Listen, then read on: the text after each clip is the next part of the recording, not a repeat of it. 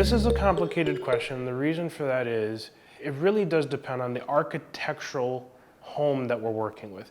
If we're working with a really old 100, 200-year-old type architecture, this is something that's really difficult to replicate, and renovation costs are going to be astronomical. But if you're talking a modern home, American colonial home, that uses pretty modern materials, a renovation might actually be the way to go.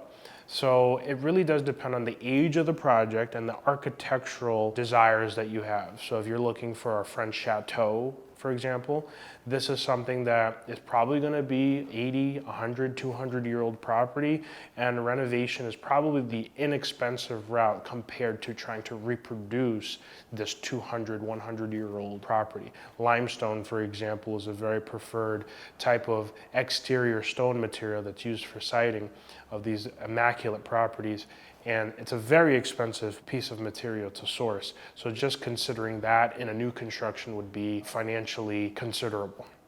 And so I think it really does depend on whether it's cheaper or inexpensive to renovate or to build new.